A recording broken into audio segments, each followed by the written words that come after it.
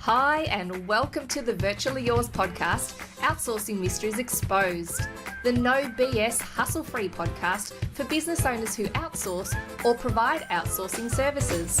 I'm your host, Rosie, virtual assistant advocate and owner of Virtually Yours, the virtual assistant network. Let's get started.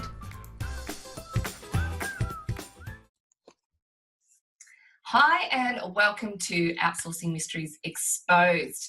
Today, I want to talk to you about some common mistakes that VAs make in their business that can really hold them back or make them be perceived as less than professional. So let's get started. The first thing that I see some virtual assistants doing, especially when they first start up, is offering too many services. When you're offering a really broad range of services, I understand why. You want to make sure that you can support as many people as possible, and you don't want to miss out on being able to support someone. But unfortunately, that's actually not a great strategy. I think sometimes it's better, if you're not sure what sort of service you want to offer, is to actually just sort of dabble in one or two areas to start with and see how that goes, rather than offering everything all at once. And this is because it's so confusing for your audience to understand, what it is you actually specialize in. It can be quite hard to even explain to someone what you do when you're specialized. So to explain to them when you're offering everything under the sun is even harder. So if you're wondering if you're offering too many services, ask yourself, is it easy for my best friend to explain to people and to sell my services to someone else? Is it easy for them to identify someone who would be my ideal client, someone to work with me? And if it's not really a great kind of answer, where you think, it might be a bit challenging, it might be a bit difficult, and sometimes it's a good idea to ask your friend or your partner what it is you do. And if they don't quite understand and can't, clearly define what you do either, then it's a sign that you need to narrow down and communicate better what it is you do. So don't fear narrowing down your services. You are not a tree. You can move, you can change. If it doesn't work for you, change it. So you're not stuck. And when you come up with your business name, try to make sure that it's not something that's going to hinder you if you do change your services a little bit. So obviously, if you're setting up a web development company and then you change it later down the track to be carpentry, that's going to be a little bit harder to name. But when it comes to business support services, you should be able to do that without too much difficulty. So offering too many services is number one. Now, number two is when you're on social media or in your emails and you are using incorrect grammar or spelling. Now, not everyone as a virtual assistant is a spelling or grammar freak, but unfortunately for your audience, they need to feel that you kind of are. So you need to be careful. And just like your audience, your clients, you notice when they have typos. You notice when things don't sound right. It makes things less professional feeling. So if they are offering copywriting services, for example, and their typing or their words are terrible, then you're obviously going to think, well, I don't really want to work with them. They don't know what they're talking about. Now, in the virtual assistance industry, it is about administration and various areas around business support services, where communication via the written word is very, very important. So you need to get it right. If you make a mistake, that's okay. The good thing about social media is that you can edit your posts. So if you make a mistake, just go back in and fix it. I do that all the time.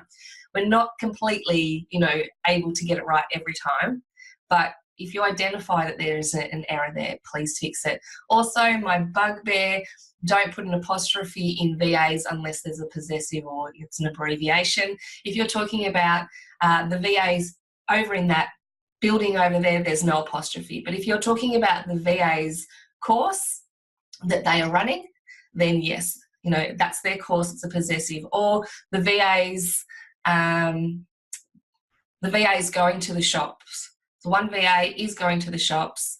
Something like that. You know, they're the ones where you put your apostrophe in. Otherwise, please don't. Please don't.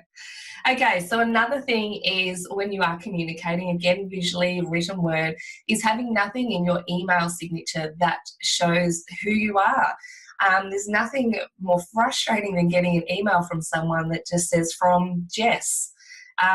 Please don't assume that people know who the hell you are.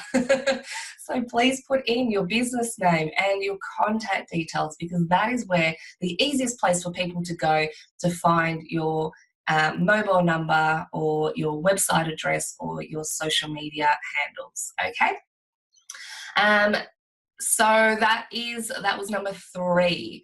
Number 4 is begging for work. If you see someone online saying that they need support with their business, please clarify that it is the type of support you can help them with before you respond. When people jump up and down and say, I can help, when it's actually not being clear at all what the prospect is looking for, you come across as very desperate and you are potentially wasting a lot of their time and your time.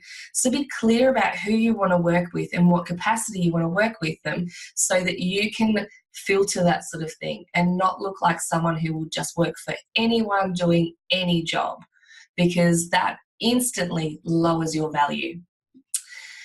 Underpricing is the next one. Please look at why you need to price the way you need to price. Understand what your expenses are, how much time you have available, and what the value of the work is to your client. If you're competing based on price, you cannot compete based on quality and efficiency. It's impossible. You'll go under. So please compete on quality. Compete on quality. Be the best, but try to avoid competing on price. The next thing is being too informal. We become good friends with our virtual assistants, with our people who are working with us in our businesses.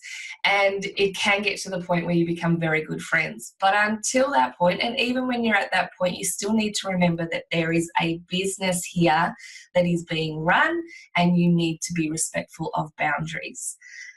This can be defined differently in every single partnership that you have. So you need to read it and work accordingly. So some people will be way more casual than others. You need to actually look at what's appropriate for that particular relationship and stick to it.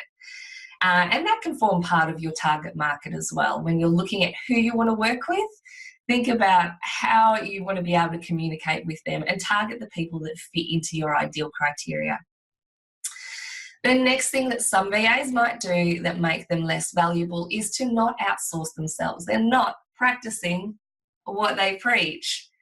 So you need to outsource so that you're more leveraged with your time and you're more able to focus on what your clients are needing to have done. You're more able to focus on networking and building your skills rather than sitting there doing the administration for your business that you cannot be making money doing.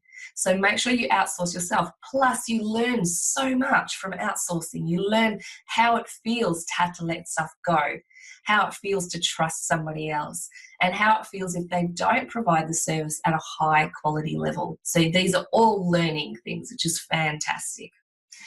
So another thing, this is the second last, is using low quality images or branding.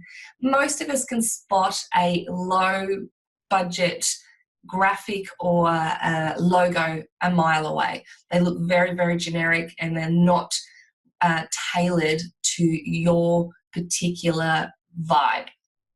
When it comes to your brand, it is all about who you are and the service that you're offering and the pain that you are easing. And your logo and your branding and your imagery and your wording need to consistently reflect this. So these are areas you can't skimp on. Please avoid skimping on them and don't go too generic and don't go for images that have watermarks on them, please. That is so annoying because it's quite illegal as well, and you should know better than that. And copying everyone else is the last one. Remember, you are unique. You have your own way of delivering your service. You have your own skills. Everything in your head is unique to you. Your experiences and what you bring to the table is unique. You don't need to copy anyone else.